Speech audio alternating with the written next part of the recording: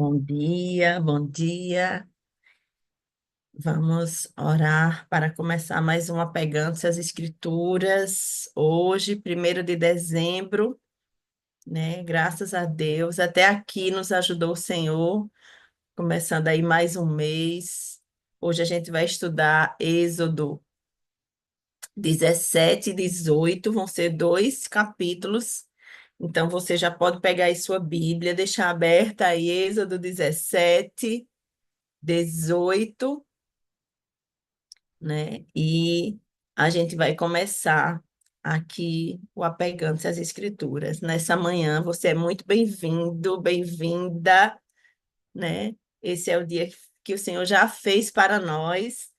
Então, nós vamos orar. Senhor, obrigada por esse dia, Pai, obrigada por esse estudo do Apegando-se às Escrituras. Que o Senhor nos abençoe, que o Senhor nos ajude, Deus nos dê discernimento, sabedoria para entender a tua palavra, Senhor. Nós queremos verdadeiramente te conhecer, Senhor. Coloca dentro de nós a sede e a fome para conhecer a ti através da tua palavra, Senhor. Obrigada, Deus, em nome de Jesus. Amém. Amém. E aí, gente, a gente viu a semana passada, né? Tá lá gravado no YouTube, Anglicanas N, depois você pode ir lá, você pode ver, né, o Apegando-se às Escrituras, e aí você pode ver de novo. Mas a gente viu a semana passada, a gente viu a semana passada, né, sobre o maná, o milagre ali do maná e das cordonizes, né? A gente viu quando o povo, na primeira reclamação, na verdade, né, surgiu ali. Depois deles terem caminhado ali pelo deserto, faltou água, faltou comida, né? Faltou comida. E aí eles reclamaram. Então, ali foi a primeira reclamação. E como eu falei aqui a semana passada, a gente está estudando, não é apenas uma história, né? Uma história, histórias de personagens. A gente está estudando sobre princípios e a gente está estudando sobre valores, sobre o que Deus está ensinando, repassando àquele povo, né? Aquele povo que tinha uma cultura egípcia que precisava ser transformado, precisava ser ter uma mudança na mente, uma mudança de caráter. E ali Deus começa a ensinar aquele povo. E aí a gente viu que eles reclamaram, eles até disseram assim, né? Ah, podia ter deixado a gente morrer lá no Egito, lá pelo menos a gente tinha carne, né?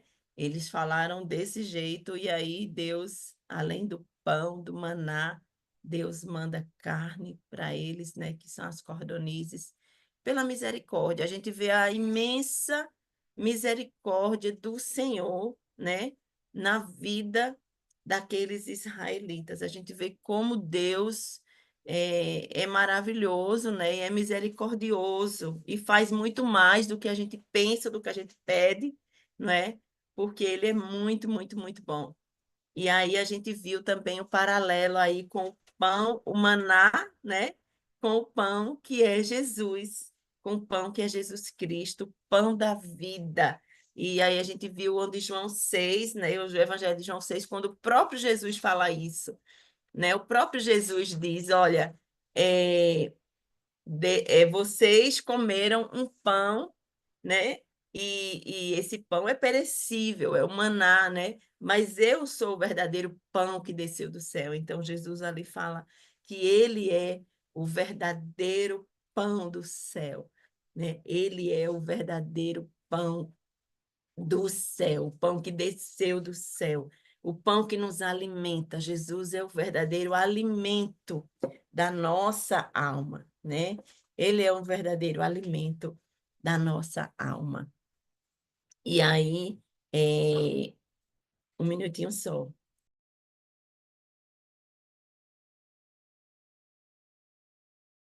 E aí a gente viu como Jesus nos alimenta, né? Jesus, ele é o pão da vida, ele é o pão que nos alimenta verdadeiramente, né? E aí hoje, então, a gente vai para Êxodo 17, né? Vamos para Êxodo 17. Pegue aí a sua Bíblia e a gente vai ver que novamente, né? Eu vou ler aqui do versículo do 1 ao 3 para vocês. Vejam. Toda a comunidade de Israel partiu do deserto de Sim, andando, andando de um lugar para o outro, conforme a ordem do Senhor. Acamparam em Redifim, mas lá não havia água para beber. Veja, de novo, né? Eles estão caminhando, mas aí não tem água para eles beberem, né? E por essa razão, eles se queixam a Moisés, né? E exigem a Moisés: dê-nos água para beber, né? Eu estou no versículo 1 e 2 aí. Então, a gente vê um versículo 1, 2 e 3. Eu vou ler aqui rapidinho para vocês. Vamos lá. Toda a comunidade de Israel partiu do deserto de Sim, andando de um lugar para o outro, conforme a ordem do Senhor. Acamparam em Refidim, mas lá não havia água para beber. Por essa razão, queixaram-se a Moisés e exigiram, dê-nos água para beber. Mas ele respondeu: por que queixam a mim? Por que colocam o Senhor à prova? A gente já viu isso, né? Mais uma vez a história se repete. Mas o povo estava sedento e reclamou a Moisés: por que você nos tirou do Egito? Foi para matar de sede a nós, aos nossos filhos e aos nossos rebanhos, né? De novo, gente, de novo aqui, vocês percebam a história se repetindo. A reclamação, né? Faltou comida, reclama. Tente o sede, reclama, né? Então, assim, aqui e aqui, de novo, eles usam essa mesma expressão. Foi para nos matar, quer dizer, tira de um lugar onde a gente era escravo, traz para outro com a promessa de uma terra prometida, né, que mana leite e mel. E aí foi para nos matar que vocês fizeram isso, né? E então Moisés clama aí ao Senhor o versículo 4: que farei com este povo? Estão a ponto de apedrejar-me. E quando ele fala isso aqui, eu estava vendo que essa questão aqui, especificamente essa questão aqui do versículo 17, do capítulo 17, né? Não foi uma reclamação assim, né? Foi uma reclamação, de novo, coletiva, porque eles estavam ali muitos, né? E eu falei até a semana passada, uma pessoa só reclamando no nosso juízo já é ruim, imagina uma murmuração coletiva, né? Mas essa aqui foi mais forte, eu vi que essa murmuração aqui, essa reclamação deles foi mais pesado, né? Então, é tanto que Moisés diz aqui, ó, que ele estava, Moisés fala aqui, né? Que farei com este povo? Estão a ponto de apedrejar-me, ou seja, eles estavam ali quase que fazendo uma inquisição ali com Moisés, né? Eles estavam a ponto de apedrejar Moisés por conta dessa falta de água ali e dessa reclamação. E a gente vale lembrar, só também fazendo aqui um parênteses, vale lembrar que esse povo, né, que estava ali acusando Moisés, estava ali a ponto de apedrejar Moisés, foi o mesmo povo que presenciou sinais e maravilhas no Egito, né? As 10 pragas, eles viram ali, eles presenciaram tudo. Eles viram um mar se abrir diante dos olhos deles. Minha gente, eles viram o mar se abrir e eles passarem a pés enxuto, né? Era um povo que estava sendo guiado ali no deserto, tinha uma nuvem de dia, a coluna de fogo, à noite é a própria presença de Deus ali guiando eles no deserto. Eles tinham experimentado do maná, o manazinho fresco caindo, né, e alimentando eles, as cordonizes, eles já vinham de uma história de milagres. Esse povo já vinha de uma história de milagres, mas era esse povo que estava ali diante de Moisés a ponto de apedrejá-lo, né? Diante de apedrejá-lo porque estava faltando água. E aí, Deus diz para Moisés, seguindo aí o capítulo 17, né? Deus diz para Moisés para ele ir com eles, levar as autoridades como testemunhas, né? E diz a Deus dá as instruções a Moisés: olha, eu estarei à sua espera no alto da rocha, né? Que está em Horebe, bata na rocha e dela sairá água para o povo beber. O versículo 6, né? E assim Moisés fez. E aí o versículo 7 diz algo interessante. Diz que Deus chamou aquele lugar de Massá e Meribá, né? Aquele lugar foi chamado de Massá e Meribá porque ali os israelitas reclamaram e puseram o Senhor à prova, dizendo: o Senhor está ou não entre nós? Então ali eles estavam duvidando, né? Então eu procurei aqui o significado Massá e Meribá, significa contenda e testaram. Veja, Massá e Meribá, contenda e testaram, né? Aquele lugar em Redifim foi chamado de Massá e Meribá, que significa literalmente contenda e testaram por causa da contenda dos filhos de Israel, porque ali eles testaram o Senhor, duvidando da sua presença no meio deles. Então, a gente vê aí. E aí, eu fui ver algo interessante, gente, em 1 Coríntios 10 do 4 ao 6 é um paralelo aqui, porque a Bíblia se refere a Jesus como a nossa rocha, né? Jesus é a nossa rocha. E aqui, quando Deus diz para Moisés bater na rocha e que da rocha vai sair água, de novo, veja, eu fico assim impressionada, porque tudo aponta para Jesus. Bateram em Jesus e do seu lado saiu água na cruz. Isso sou eu que estou falando, né? Mas assim, é de fato isso. Então não tem como a gente não fazer um paralelo. Jesus é a nossa rocha que foi batida, que foi machucada, mas que saiu água. Ele é a água que nos sacia, né? Ele é a água que nos sacia. Quem não lembra lá da Samaritana também, o capítulo João 4, né? Dá-me, Senhor, dessa água para beber, né? Mas vamos lá, vamos voltar aqui. 1 Coríntios 10, 4 ao 6. Vejam o que diz lá. Paulo escrevendo aos Coríntios. Olha o que Paulo diz. Pega aí o que Paulo diz em 1 Coríntios 10, 4 ao 6. Ele diz assim: porque eu não quero, irmãos, que vocês ignorem o fato de que todos os nossos antepassados estiveram sob a nuvem e todos passaram pelo mar. Em Moisés, todos eles foram batizados na nuvem e no mar. Todos comeram do mesmo alimento espiritual e beberam da mesma bebida espiritual, pois bebiam da rocha espiritual que os acompanhava, e essa rocha era Cristo. Uau, né?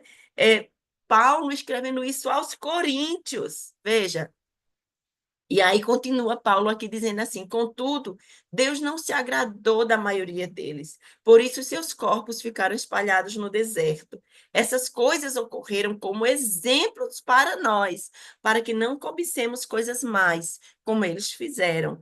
Então, aqui eu li 1 Coríntios, né, 10, Paulo está dizendo: olha, Cristo é essa rocha espiritual que os acompanhava. Então, ele era, né? E aí Paulo diz isso, né? Olha, todos eles foram batizados na nuvem, todos eles passaram pelo mar, todos eles comeram do mesmo alimento espiritual, mas eles não chegaram na terra prometida, né? Porque tinha muita reclamação, muita coisa ali, muita murmuração, muita idolatria. A gente vai ver aí, mas assim, eles não entenderam, eles não conheceram, né, essa rocha que é Jesus que a gente conhece. E isso aqui, como Paulo termina aqui dizendo, eu vou dizer aqui para a gente, olha, essas coisas ocorreram como exemplo para nós, como exemplo para que a gente aprenda com eles, com esse povo, né? Aprenda com eles. Jesus é a nossa rocha, né? Deus é aquele que sacia a nossa sede, né? Então, vamos lá, continuando aqui, eu estou em Êxodo 17, para você que chegou depois aí.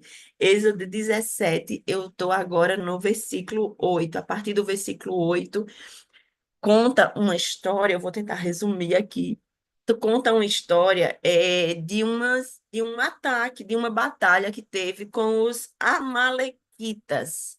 Eram povos nômades ali que viviam naquela região, né? E foi ali a primeira batalha que a gente vê esse povo enfrentando contra esses amalequitas, que eu vou falar mais na frente sobre esse povo. Mas vamos lá. Eu vou ler aqui para vocês do versículo 8 ao 12 rapidinho. Sucedeu que os amalequitas vieram atacar os israelitas em Refidim. Então Moisés disse a Josué: Escolha dos nossos homens e lute contra os amalequitas. Amanhã tomarei posição no alto da colina com a vara de Deus em minhas mãos. Né? E aí Josué foi então lutar contra os amalequitas conforme Moisés tinha ordenado. Moisés, Arão e U, porém, subiram ao alto da colina. Agora você vai grifar aí na sua Bíblia o versículo 11 e 12. Pega aí um lápis e vai grifar isso aí. Olha só o que diz. Enquanto Moisés mantinha as mãos erguidas, os israelitas venciam. Quando, porém, as abaixava, os amalequitas venciam. Quando as mãos de Moisés já estavam cansadas, eles pegaram uma pedra e as colocaram debaixo dele, para que nela se assentasse. Então, Arão e Hur mantinham erguidas as mãos de Moisés, um de cada lado, de modo que as mãos permaneceram firmes até o pôr do sol. E Josué derrotou o exército amalequita ao fio da espada. Meu Deus, que maravilha! Eu quero que você veja aí também o versículo 14. Eu vou ler aqui para vocês. Depois o Senhor disse a Moisés: Escreva isso no rolo como memorial e declare a Josué que farei que os amalequitas sejam esquecidos para sempre debaixo do céu. E aí, gente, vejam só, que coisa linda, né? Esse princípio. Eu falei aqui que Deus está ensinando princípios, valores do reino para nós através das escrituras de Êxodo. E aí, aqui é um princípio que Deus está dizendo assim: olha, ei, vocês aí, ó, Larissa, Ana, Demétrio, vocês precisam aprender que tem batalhas na vida de vocês que vocês vão vencer pelo poder da oração. Não é na luta corpo a corpo, é na oração. É na oração. Levantar as mãos aqui significa estar em oração, adoração ao Senhor, estar clamando ao Senhor. Enquanto Josué está lá lutando de frente, Moisés e Arão e U estão aqui orando. Então você precisa, primeiro, aqui, vários ensinamentos. Eu quero ver os comentários aqui, mas tem várias coisas. Primeiro, que a gente precisa orar, né, diante das nossas batalhas, mas a gente também precisa de irmãos que sustentem os nossos braços, que nos dê esse apoio, que diga, eu estou com você, vamos lá, você está cansado, deixa eu te ajudar aqui. Coloca uma pedrinha, coloca uma almofada, deixa eu te ajudar. Mas as tuas mãos vão ficar levantadas e eu estou aqui com você. Era um desse lado. E eles juntos, juntos, porque é na unidade, né? Essa coisa da unidade, de estar junto, de ser irmãos, de um apoiando o outro. E, e Josué ali vencendo. E quando eles baixavam as mãos, os amalequitas venciam. Ou seja, vamos orar, né? Vamos orar. E se tiver cansado, chama um irmão. Irmão, eu estou nessa batalha, eu estou cansado, eu não estou aguentando. Me ajuda aqui, né? Ajuda, que o Senhor levante Arãos e Urs na nossa vida, né? Para que a gente que possa sustentar os nossos braços, que possam orar junto conosco nas nossas batalhas. Amém, Jesus. Ai, Senhor, e olha, Deus disse para fazer isso como um memorial, né? E aí o versículo 15 diz que Moisés construiu um altar e chamou-lhe: O Senhor é a minha bandeira, o Senhor é a minha bandeira. Esse dia, hoje é o primeiro dia de dezembro, né? Eu gosto tanto, assim, começo de um novo mês. E eu fiquei aqui pensando: O Senhor é a minha bandeira, vai ser o meu versículo desse mês: O Senhor é a minha bandeira. Quero levantar essa bandeira de vitória, a bandeira de vitória do Senhor, né? E aí, terminando aqui o versículo 17, o capítulo 17, né? Diz aí o versículo 16, né? E jurou pelo trono do Senhor: o Senhor fará guerra contra os amalequitas de geração em geração. Assim a gente termina aqui o capítulo 17 de Êxodo. Mas aí eu queria só trazer aqui quem são esses amalequitas, porque quando ele diz assim, ó, pelo trono do Senhor, o Senhor fará guerra contra os amalequitas de geração em geração. E a gente vê esses povos, né, os amalequitas, a gente vê que eles eram um povo inimigo de Israel. A gente vê esses amalequitas lutando contra Davi, tem contra Gideão também, né? Eu vou aqui fazer um resumo do que eu peguei aqui sobre esses amalequitas. Veja, os amalequitas eram um povo inimigo de Israel, que viviam na zona sul da Terra Prometida e no deserto de Sinai. Eles eram, olha só como a Bíblia toda está entrelaçada. Os amalequitas eram descendentes de Amaleque, neto de Esaú. Por causa da sua maldade, Deus ordenou a destruição dos amalequitas. Ou seja, sabe quem eram esses amalequitas? Eles eram descendentes de Esaú. Quem era Esaú? Esaú, irmão de Jacó, filhos de Isaac e Rebeca. A gente já vem aí, quem está aqui no Apegando-se desde o começo, né? A gente vem aí de Gênesis, a gente está em Êxodo, mas a gente já passou aí por várias histórias e a gente viu como Esaú ele se rebelou contra Deus por ter escolhido, porque Jacó ali pegou a primogenitura que ele cedeu, né? Trocou por um prato de lentilha, mas mesmo assim ele se encheu de amargura, ele escolheu mulheres para casar que não eram mulheres da linhagem do povo de Israel. Então ele agiu muito motivado pela rebeldia, né? E aí a gente vê a descendência aqui, olha para isso. Olha o poder de uma escolha errada, minha gente. O neto desse homem, né, a descendência de Esaú aqui, os amalequitas, que são esses povos que têm inimizade contra o povo de Israel. E a gente vai ver várias histórias deles, né? A gente vê que diversas vezes eles vão aparecer lutando aí, como eu falei, é, a gente vê Gideão, a gente vê Davi, né, lutando contra os amalequitas também, e a gente vê que só mais na frente realmente eles vão ser totalmente destruídos, né? Eles vão ser totalmente destruídos, mas eu fiquei pensando nisso, sabe? Assim, os descendentes de Esaú são os amalequitas, né? Esse povo que lutou aqui contra Josué, e foi a primeira batalha e foi a primeira vitória ali. Tiveram outras vitórias do povo de Israel contra os amalequitas, teve outras que o Senhor permitiu, né, que eles não ganhassem, mas mais na frente a gente vê na Bíblia, né, as histórias aí dessas guerras contra os amalequitas, mas no final eles vão ser totalmente destruídos, né? Mas vamos lá agora para Êxodo 18. Êxodo 18. A gente saiu do Êxodo 17, a gente vai para o Êxodo 18. Pegue aí sua aguinha, como eu, um cafezinho, para a gente se manter aceso. Vamos lá.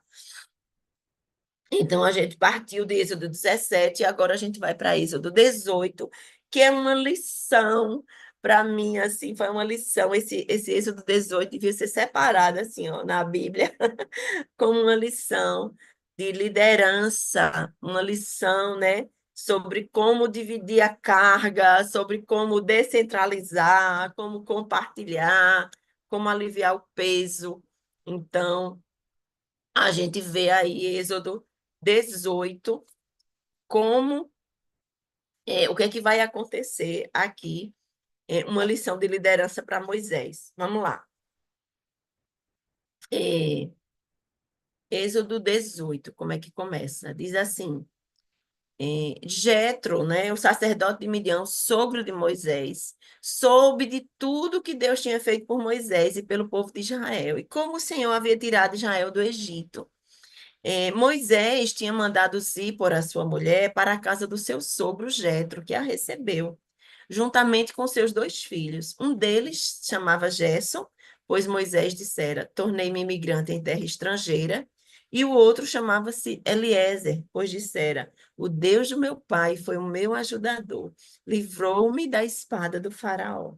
Jetro, sogro de Moisés, veio com os filhos e a mulher de Moisés encontrá-lo no deserto, onde estava acampado, perto do monte de Deus. E Jetro mandou dizer-lhe, né? Eu sou seu sogro, Jetro. Estou indo encontrá-lo, e comigo vão sua mulher e seus dois filhos. E aí eu queria que você prestasse atenção agora nesse versículo 7. O versículo 7 que fala assim: Então Moisés saiu ao encontro do sogro, curvou-se e beijou. Trocaram saudações e depois entraram na tenda. Então, a gente vê aqui, Moisés saiu ao encontro do sogro, curvou-se e beijou, trocaram saudações, né? Então, esse versículo aqui me chama a atenção, a forma respeitosa, né? A forma carinhosa como Moisés, ele vai ao encontro daquele sogro, como eles se encontram. A gente tinha visto aqui sobre Jetro lá atrás, né? O sogro, né? Ele é o sogro de Moisés, né? E aí essa relação familiar, né? Que a gente tem visto nesses textos, aí as famílias estão, né?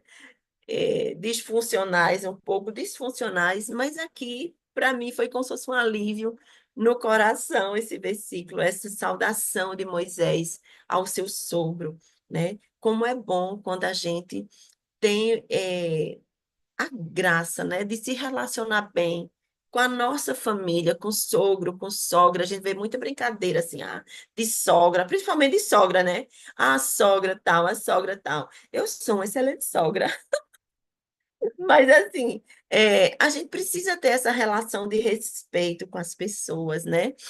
E como é lindo isso aqui, de Moisés curvar e beijar uma referência ali, né? Ele está assim fazendo uma referência, né? Uma saudação assim de respeito, né? Ali para o seu sogro, recebendo o seu sogro, né?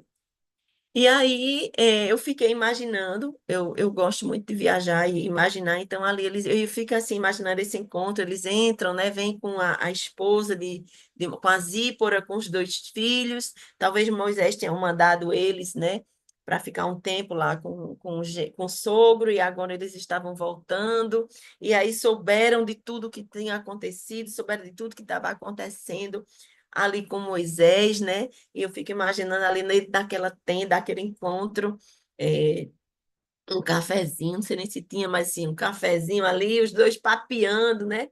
Conversando, olha, o sogro falando, eu soube tudo que aconteceu, tudo que o senhor fez com os egípcios, né? Eu soube do que o mar se abriu, eu soube como o senhor deu livramento para vocês, né? E Moisés começa a contar, olha, foi assim, e a gente vinha e o mar abriu, e a gente passou a pé enxuto. Eu fico imaginando essa conversa, assim, né?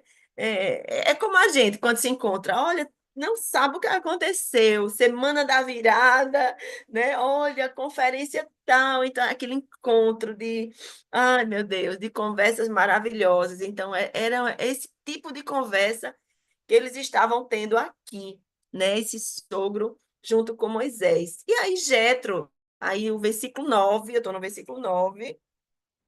Jetro alegrou-se ao ouvir todas as coisas boas que o Senhor tinha feito a Israel, libertando das mãos dos egípcios, né? E disse ele: Olha, bendito seja o Senhor, que os libertou das mãos dos egípcios e do faraó, que livrou o povo das mãos dos egípcios. Então, a gente vê aqui Jetro dizendo, né? Jetro dizendo: Bendito seja o Senhor. A gente vê que ele é um homem que ele acreditava em Deus, né? Ele conhecia Deus. Então, ele fala: Bendito seja o Senhor que os libertou das mãos dos egípcios, Faraó, que livrou o povo das mãos dos egípcios. E o Jetro, ele reconhece que foi o Senhor que libertou o povo, né? E aí ele fala: Agora eu sei que o Senhor é maior do que todos os outros deuses, pois ele os superou exatamente naquilo que eles se vangloriavam. E esse versículo 11, eu fico imaginando que aqui eu passo assim, a gente não, mas os detalhes de Moisés contando, né? Porque as 10 pragas, a gente viu que para cada praga tinha um significado, né? Deus destronava um Deus assim, ó. O Deus Sol, aí Deus coloca trevas, fica tudo escuro. Cadê o Deus Sol, né? Não tá, porque só ele é Deus aqui, só ele é Deus. Então, a gente vê aqui é, Jetro falando exatamente isso, né? Que Deus ele superou exatamente onde eles se vangloriavam, onde eles achavam que eram Deus, né? Que reinavam, Deus trouxe ali, dizendo: olha, esse lugar é meu, esse trono é meu, eu sou o Senhor, né? E aí a gente vai seguindo aqui, o versículo 12. Então, Jetro, sogro de Moisés, ofereceu um holocausto e sacrifícios a Deus, né? Então, Arão veio com as autoridades de Israel para comerem com o sogro de Moisés na presença de Deus. Então, houve aquele momento ali de adoração a Deus, né, de oferta ali ao Senhor por todo o bem que ele tinha feito ali, eh, a Moisés e a todo o povo de Israel. Só que aí vamos lá ver onde é que vai chegar essa questão da liderança. Vamos ver. No dia seguinte, no versículo 13, tá? Eu estou em Êxodo 18, versículo 13.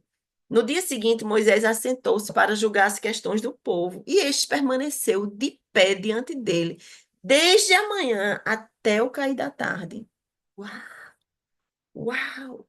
Quando seu sogro viu tudo que ele estava fazendo pelo povo, disse: O que é que você está fazendo? Por que só você se assenta para julgar e todo o povo, todo este povo espera de pé, desde a manhã até o cair da tarde? Moisés lhes respondeu: O povo me procura para que eu consulte a Deus. Toda vez que alguém tem uma questão, esta me é trazida, e eu decido entre as partes e ensino-lhes os decretos e leis de Deus. Respondeu o sogro de Moisés: O que você está fazendo não é bom. Olha aí, gente, o versículo 17, né? Que coisa assim, o sogro podia ficar calado, o sogro podia se omitir, o sogro podia dizer: Ah, não, deixa, ele libertou esse povo, ele trouxe esse povo até aqui, ele tem capacidade, né? Então eu vou me omitir. Mas não, ele se posicionou ali, o sogro de Moisés, o Jetro, ele se posiciona ali e ele diz a Moisés: Olha, o que você está fazendo não é bom. Meu Deus, como eu gostaria, né? Eu vou falar isso assim, mas eu vou falar mesmo assim, como eu gostaria, de fato, de verdade, que alguém chegasse para mim e dissesse: Ana, o que você está fazendo não é bom. Você pode melhorar nisso, você pode fazer melhor. Alguém de autoridade sobre a minha vida, alguém, como o sogro era sobre a vida de Moisés, alguém, né, que tenha essa intimidade e que eu possa ouvir, né, e dar esse feedback e receber esse feedback.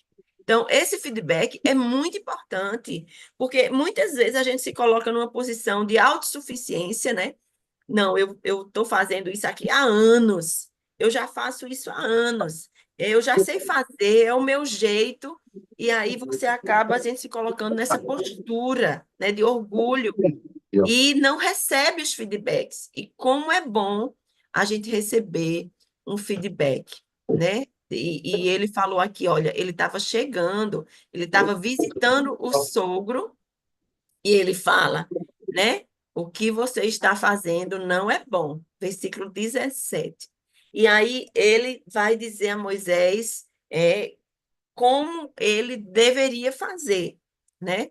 E o versículo 18 diz: Você e o seu povo ficarão esgotados, pois essa tarefa lhe é pesada demais. Você não pode executá-la sozinho. Olha que coisa, né? Tem tarefas na minha vida, na sua vida, que a gente não pode executar sozinha. Não adianta a gente querer abraçar tudo. Não adianta querer, não, eu vou resolver isso para isso, vou resolver isso de fulano. Não, é sobrecarga. Isso traz sobrecarga, traz peso para a nossa vida, né? E aí, olha, seguindo aqui, vamos ver o que é que o Jetro vai falar. Versículos do 11 aí, desculpa, do 19. Vamos seguir aqui o 19. Ele diz assim: Agora ouça-me, eu lhe darei um conselho e que Deus esteja com você. Olha só, Jetro falando para Moisés. Seja você o representante do povo diante de Deus e leve a Deus as suas questões. Oriente-os quanto aos decretos e leis, mostrando-lhes como devem viver e como devem fazer. Mas, o versículo 21, escolha dentre o povo homens capazes, tementes a Deus, dignos de confiança, inimigos de ganho desonesto. Estabeleça-os como chefe de 1.000, de 100, de 50 e de 10. Eles estarão sempre à disposição do povo para julgar as questões. Darão a você apenas as questões difíceis, as mais simples decidirão sozinhos. Isso tornará mais leve o seu fardo, porque eles o dividirão com você. Olha que coisa linda, né? Então, Jetro está dizendo, dando a Moisés aqui um conselho. Ele está dizendo, olha, estabeleça pessoas aqui, ó, chefes de 1.000, chefes de 100, chefes de 50, né? Estrategicamente, coloque pessoas, né, para liderar esse povo, um grupo específico de povo, mas escolha como escolher essas pessoas. Como é qualquer pessoa que eu vou pegar? Não. São pessoas capazes, tementes a Deus, dignos de confiança, inimigos do ganho desonesto. Olha só o que Jetro está falando aqui, né? Quando você pensar assim, eu tô com a sobrecarga, eu preciso escolher alguém para, né, para me ajudar aqui na minha liderança. Então, a gente vê aqui esses conselhos de Jetro. Olha, tenha pessoa capazes, não escolha qualquer pessoa, né? Não escolha só porque a pessoa é bonitinha, não escolha só porque a pessoa parece ser uma coisa, né? Assim, escolha alguém que seja digno de confiança, que seja inimigo do ganho desonesto, né? Então, aí ele vai dizendo, versículos 22, agora, ele vai dizendo assim: eles estarão sempre à disposição do povo para julgar as questões. Trarão a você apenas as questões difíceis, as mais simples decidirão sozinhos. Isso tornará mais leve o seu fardo, né? Porque eles o dividirão com você. Se você assim fizer, e se assim Deus ordenar, você será capaz de suportar as dificuldades e todo esse povo voltará para casa satisfeito. Meu Deus.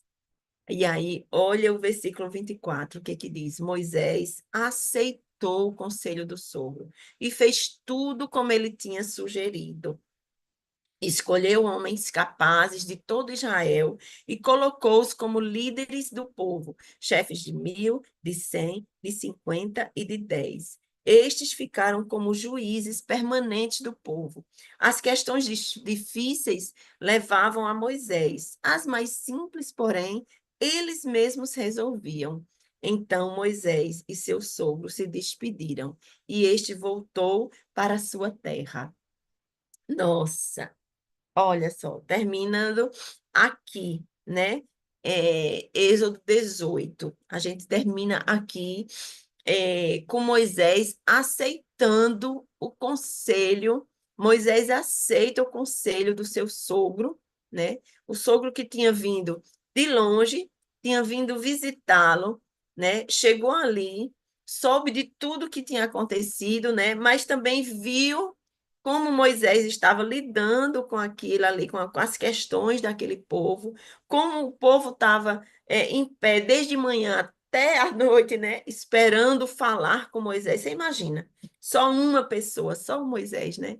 E aí o sogro diz a ele, dá a eles esses conselhos, né? E diz, olha, é, faz assim, né? Faz assim, escolha líderes, dentre o povo, escolha líderes, né, para te ajudar, para apoiar você. E aqui, eu não sei se vocês perceberam, mas tanto em Êxodo 17 como Êxodo 18, parece que eles, né, se entrelaçam aí, porque Quando Josué, a gente vê uma lição em Êxodo 17, também de liderança e de unidade, né? Da liderança compartilhada. Porque quem venceu aquela guerra não foi Josué. Quem venceu aquela guerra foi Josué, Moisés, Arão e Ur. Entende? Porque se não fosse Moisés, Arão e Ur ali com as mãos levantadas, talvez Josué não tivesse ganho a batalha, né? Então, essa coisa da liderança, essa coisa de você compartilhar, você não faz nada sozinho, o mérito não é todo seu. Se você fizer muita coisa só, você vai ter algum resultado. Mas quando juntos a gente faz coisas incríveis, incríveis a gente faz juntos. Nossa, aquilo que me falta, o outro me completa, né? Se eu estou cansada, o outro vem e me dá força.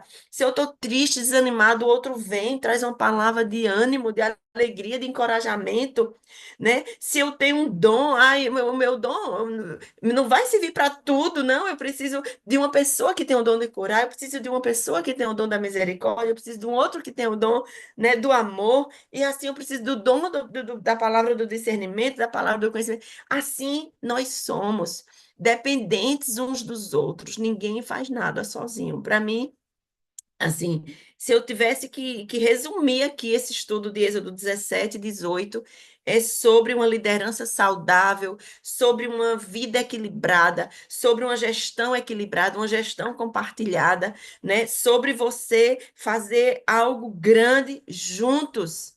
Juntos, não queira, olha, isso é cilada. A gente pensar que, eu vou fazer isso e vou receber elogios, né? Porque foi fulana que fez, foi meu nome que apareceu. Não, não, não, não, não, não, não. A gente vive no reino onde Deus é o Senhor, né? E ele podia fazer tudo só. Olha, eu fico impressionada com Deus, porque ele podia fazer tudo só, mas a gestão dele, a liderança dele é compartilhada conosco. Pessoas imperfeitas, pessoas frágeis, mas que ele levanta para fazer maravilhas no nome dele, né? Ele podia fazer tudo só, mas ele usa um aqui, um ali, um aqui. Então, é isso que me traz hoje, né? Esses capítulos, o que a gente pode aprender sobre isso, né? Essa questão de você não fazer nada sozinho, não caia nisso, porque você vai sobrecarregar. Eu não sei se Jetro tivesse ficado calado, se ele não tivesse conversado e passado para Moisés esse conselho, como Moisés estaria desfalecido, coitado, sobrecarregado. Aquele povo, né, ali a filas e filas em pé, esperando a vez deles. Então, é, Deus aqui, e Deus também, né, trabalhou ali no coração de Moisés, que eu acho que enquanto ele foi ouvindo, ele foi recebendo, né, aquilo ali, Deus foi tratando, né, e ele foi reconhecendo realmente que aquela era uma tarefa pesada demais para ele fazer só, né, e aí ele foi escolhendo os líderes de 1.000 e por aí vai. E aí, gente, eu vou parar aqui para a gente nosso compartilhar aqui, né? E aí vocês podem falar também. Levantem a mãozinha, abram o microfone, estejam à vontade aí.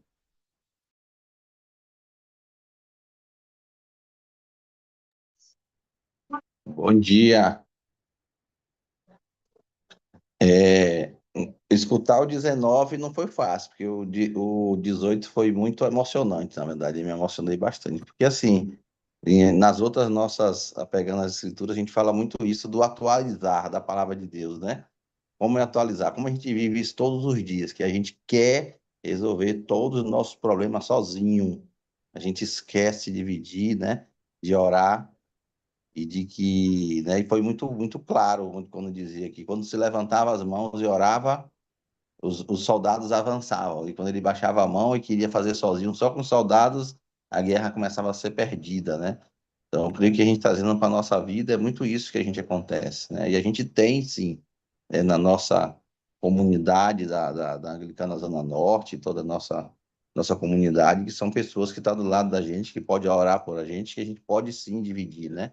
Não dividir a qualquer pessoa, como você mesmo falou, mas eu acho que é muito importante quando você divide, né? Compartilha com Deus e com as pessoas que estão ao seu redor, que tem o mesmo propósito, o mesmo respeito, né? Dividir esse fardo. E a gente quer levar esse fardo só, né? Leva sozinho, de toda maneira. E muitas vezes a gente só pensa em resolver os problemas só com a força. E muitas vezes é só na oração, né? Muitas vezes é só indo para frente. Às vezes é recuando um pouco, ajoelhando e orando, e a gente consegue passar por as dificuldades que todos nós passamos, pode-se dizer, todos os dias, né? Somente no ambiente familiar.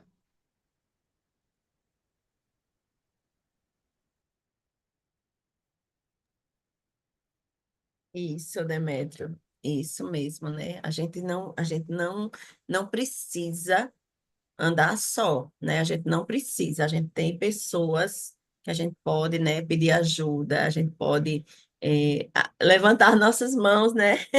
Levantar nossos braços quando estiverem cansados, né? E que bom, e comunidade é isso, né? Aí Paulo até falou aí, né, Paulo? Eu vi seu comentário agora, deixar aí para você. Bom, pois é, realmente são essas duas situações que a gente vê.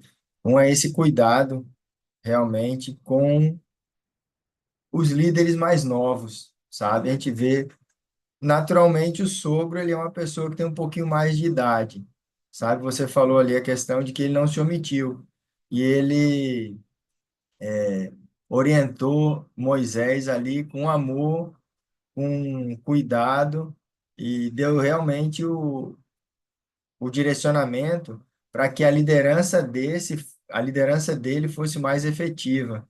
E aí essa a situação que eu coloquei ali, eis que surgiram os líderes de célula.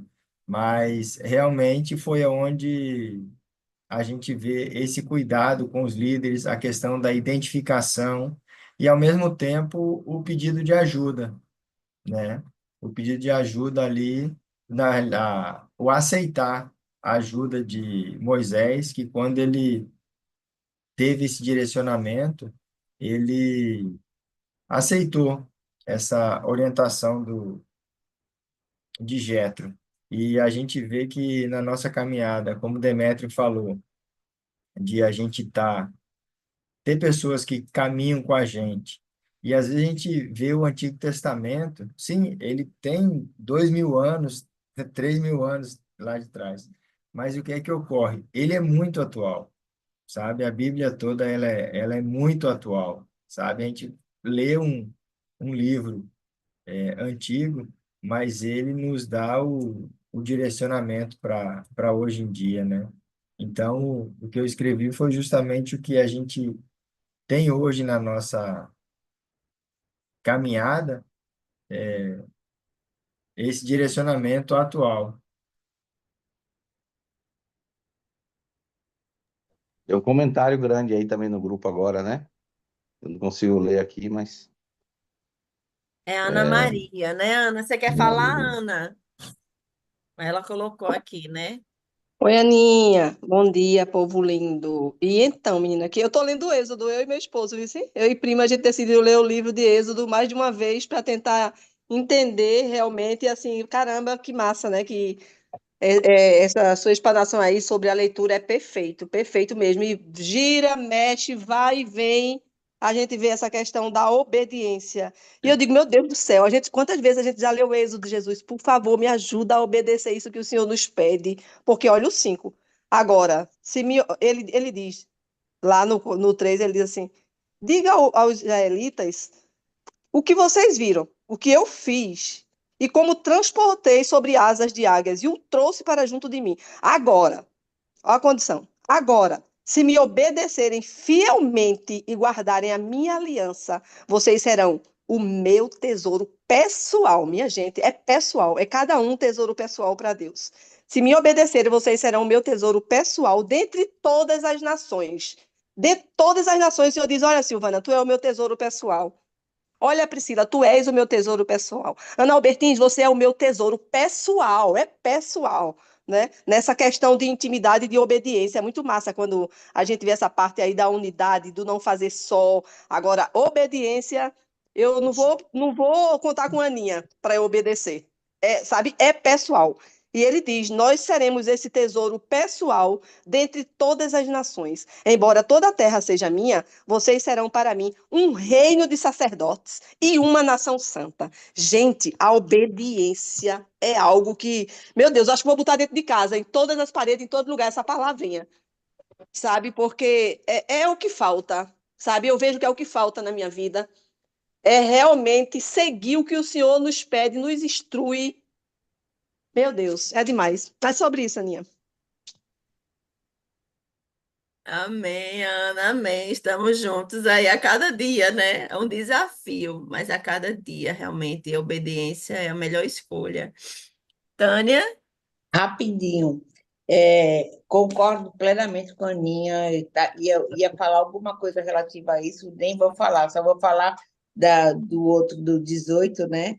Dessa revolução que esse capítulo traz, atual, né? Porque vem. E aí tem um comentário nessa minha Bíblia que eu amei, que ele diz assim, que esse conselho tinha sido muito bom, porque parece que Moisés vinha seguindo um estilo egípcio de liderança, fortemente hierarquizado e baseado nas circunstâncias.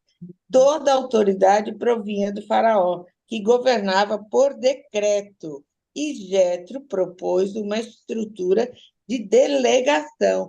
Então, veja só, é Perfeito. incrível, né? Querendo ou não, Moisés passou 40 anos egípcio, 40 anos sendo ensinado a ser um governante, porque ele poderia não ser o rei, porque tinha o outro que era o legítimo, mas ele com certeza seria governante de alguma coisa.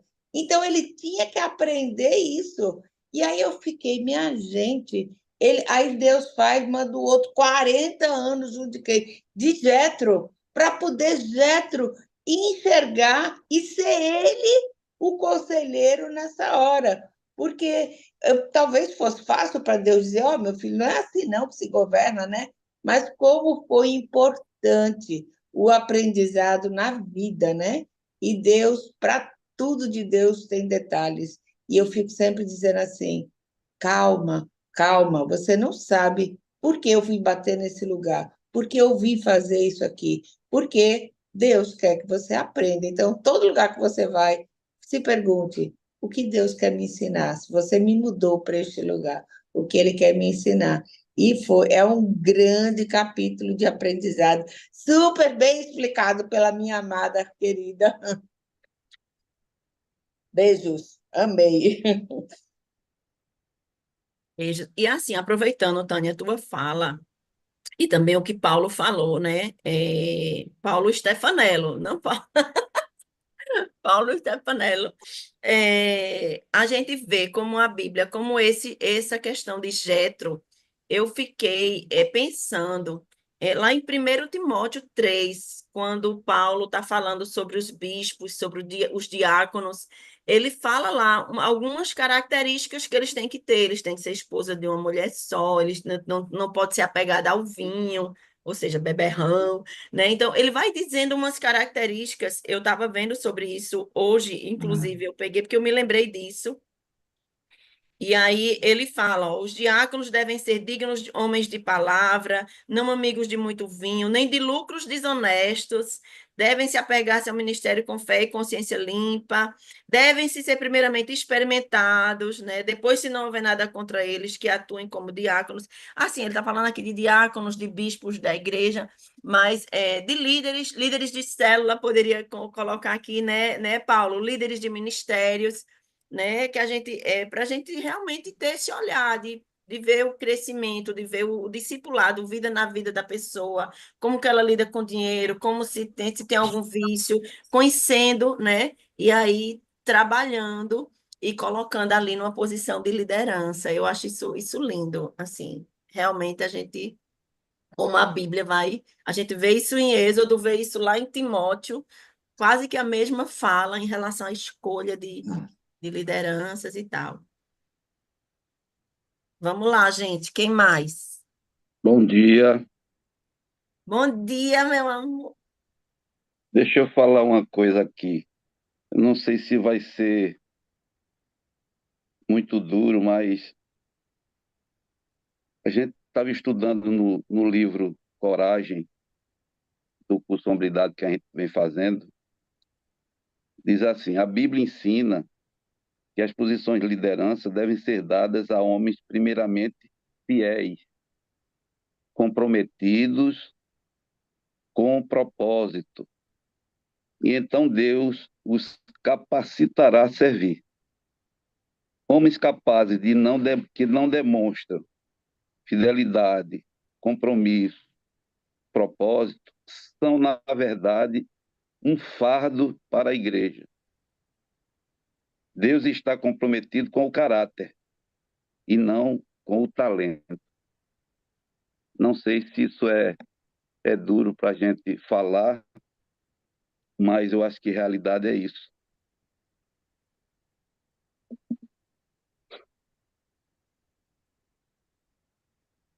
Isso. Assim, É a ver- gente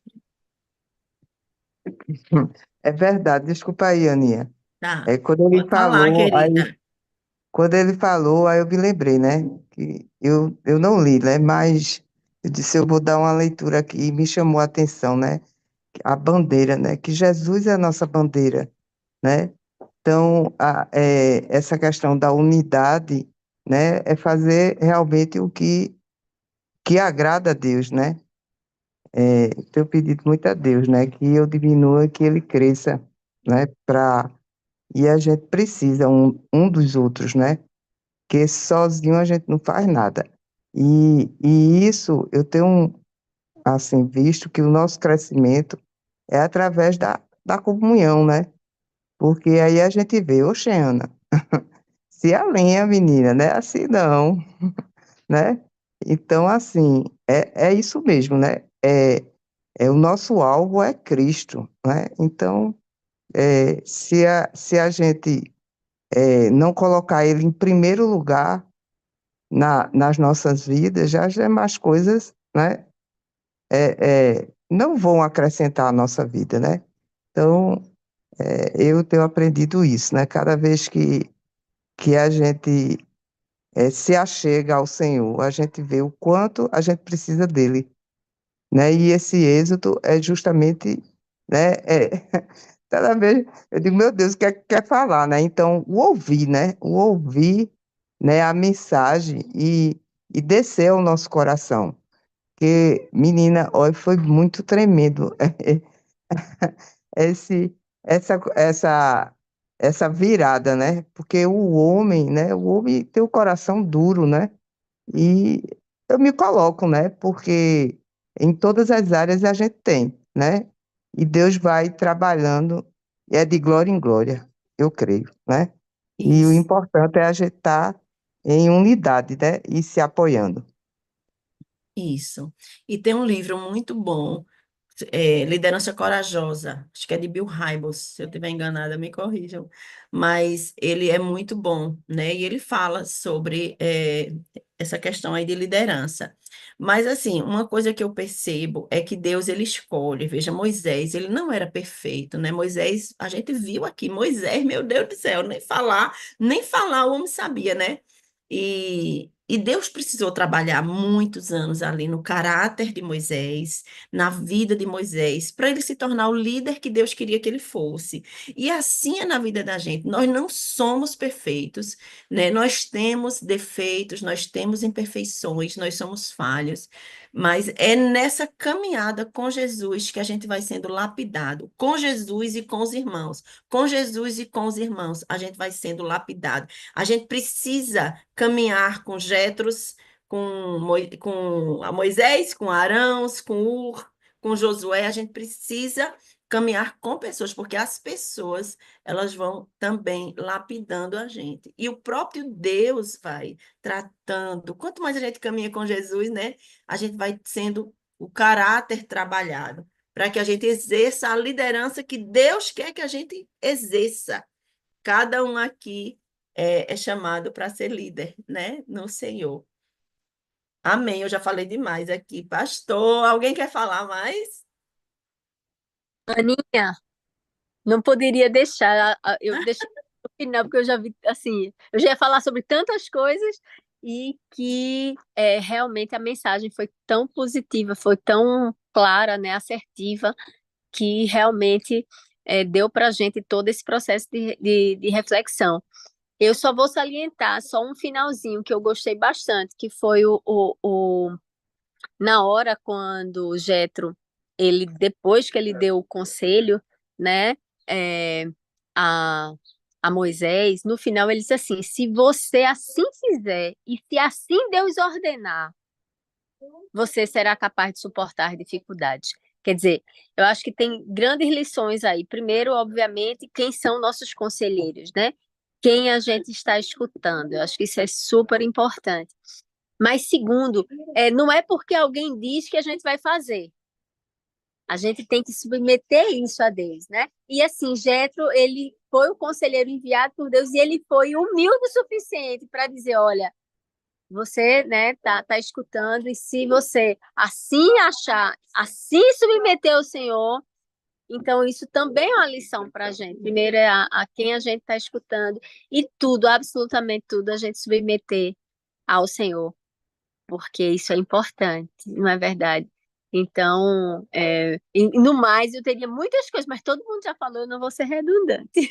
Então, foi muito, muito bom, muito maravilhoso esse estudo para nosso dia a dia. E amei quando Paulo falou a questão dos líderes de célula. E eu digo, são os líderes de célula e são os líderes de célula em treinamento que dão o apoio, né? Quer dizer, a gente vai crescendo e vai multiplicando, vai crescendo e vai multiplicando. E isso realmente, sob cobertura espiritual, né? Sob cobertura espiritual, sob cobertura espiritual. Então, Êxodo realmente nos ensina isso de uma forma brilhante. Que Deus abençoe. Amém, amém, Lari. Pastor querido, você está aí? Sim, bom dia. Bom Gente, dia. olha, eu quero dizer para vocês que assim, o deleite que é cada domingo a gente está se permitindo a tudo isso, mas eu quero dizer que eu gosto mesmo, né, não que eu goste só disso, mas que eu gosto desses comentários, né, da participação, da interação. A gente precisa vivenciar tudo isso, a gente precisa se provar, né, assim, ir trazendo os nossos conceitos, tudo. É muito bom, muito bacana tudo isso. Sejam todos bem-vindos a dezembro, todos bem-vindos ao tempo de advento, né? Hoje começa um tempo muito especial na igreja cristã, e Êxodo tem tudo a ver com isso, né? O Êxodo é algo que tira, Êxodo é uma saída, Êxodo tá ali, são princípios para sair, né? Para sair para algo que está diante de cada um de nós. Então, cada lição dessa que a gente vê em Êxodo, cada uma dessas que foram faladas aqui, cada lição que a gente vê no Êxodo é algo que impulsiona a gente para ir adiante, né, na direção de Jesus. Então, que a gente possa viver tudo isso, mas na prática a gente possa, né, transmitir isso e viver isso agora, inclusive nesse tempo de advento. Tá bom, gente? Muito feliz com tudo que eu ouvi aqui hoje de manhã, né, e vamos orar então nesse instante. Pai, em nome de Jesus, muito obrigado, Senhor Deus, porque a tua palavra nos ensina, nos prepara, nos instrui, nos encoraja para viver tudo aquilo que tu tens para cada um de nós adiante. E queremos ir adiante, Pai, obedecendo, queremos ir adiante, Pai, realizando tudo isso que tu tens preparado para cada um de nós. Muito obrigado por esse dia de hoje, obrigado, Pai, por essa explanação, Pai, obrigado pela dedicação de Aninha, Pai, mesmo viajando daí, né, colocando, né, diante de nós esse ensinamento. E é muito bom ser parte disso tudo, Pai. Muito obrigado por tudo. Em nome de Jesus. Amém.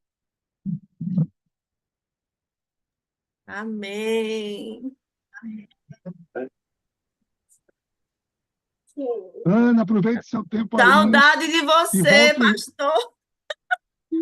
e volte logo, porque Bené está sofrendo muito de saudade. Eu tenho que voltar. Tá? O bichinho, volte logo. Já dei mais uma Tá, semana gente? a Deus ela, pastor. abençoe.